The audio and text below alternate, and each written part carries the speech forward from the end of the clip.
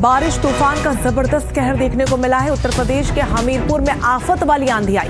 बेतवा नदी पर निर्माणाधीन पुल ढह गया।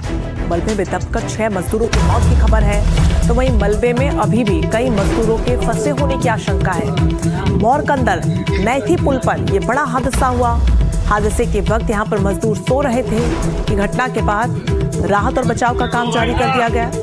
बता दें कि गुरुवार रात करीब 3 बजे तेज आंधी पानी के बाद बेतवा नदी पर बन रहे एक पुल का एक हिस्सा ढह गया। मलबे में दबकर 6 मजदूरों की मौत हो गई और ये पुल कुरारा के मोरकंदर परसानी से नैथी गांव तक फैला हुआ था।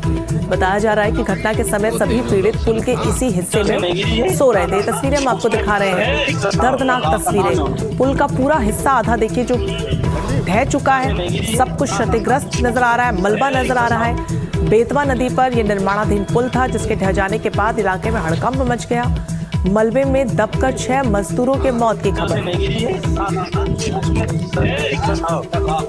मोरा का अंदर गांव और कुंडोर गांव है जो कुरारा थाना क्षेत्र में है। मोरा का अंदर लगपुरा थाना क्षेत्र का गांव है। ये आपके सब कहाँ चले गए यार, ये हटा भी नहीं रहे मलबा। और आज रात लगभग 2 बजे के आसपास ये सूचना प्राप्त हुई कि यहाँ पे ये स्लैब गिरा है जिसमें कुछ लोग दबे हैं।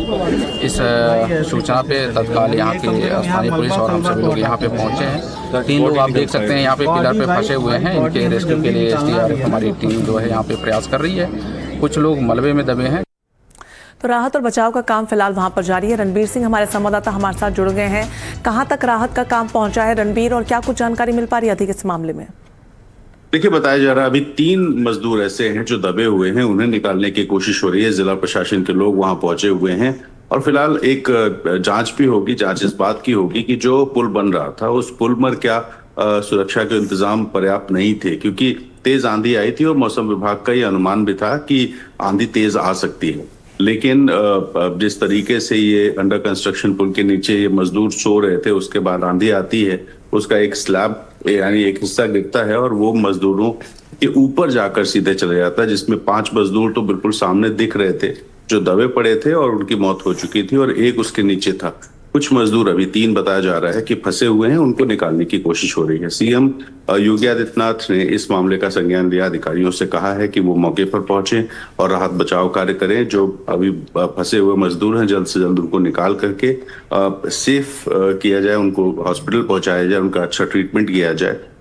संभव है कि इसमें कुछ मुआवजे का भी ऐलान होगा और ये भी संभव है कि जो निर्माण करने वाली कंपनी है उस पर जांच होगी कि अगर कोई लापरवाही हुई है तो संभव है कि कार्रवाई भी हो जाए। लेकिन बेतवा नदी के ऊपर ये अंडर कंस्ट्रक्शन पुल कल तेज आंधी में जो रात में तेज आंधी आई थी उसमें गिरा और 6 लोगों की अब तक मौत। बिल्कुल, सुरक्षा मानकों को लेकर सवाल उठने लाजमी भी हैं, क्योंकि जब पुल बन ही रहा था तो वहां पर सुरक्षा के पुख्ता इंतजाम क्यों नहीं थे? आप इस पर नजर बनाए रखिएगा। बहुत शुक्रिया रणबीर आपका तमाम जानकारी के लिए। चलिए अब आगे बढ़ेंगे और बात करेंगे कोटा की, और यहाँ पर भी ऐसा ही एक बड़ा हादसा हुआ है। निर्माणाधीन अंडरपास गिरने से बड़े हादसे में 2 इंजीनियर्स की मौत हो गई। मलबे में दबने से ये दोनों इंजीनियर जख्मी हो गए थे, जिसके बाद इन्हें अस्पताल ले जाया गया और इलाज के दौरान इनकी मौत हो गई। फिलहाल पुलिस और प्रशासनिक अधिकारी भी मौके पर पहुंचे हुए हैं।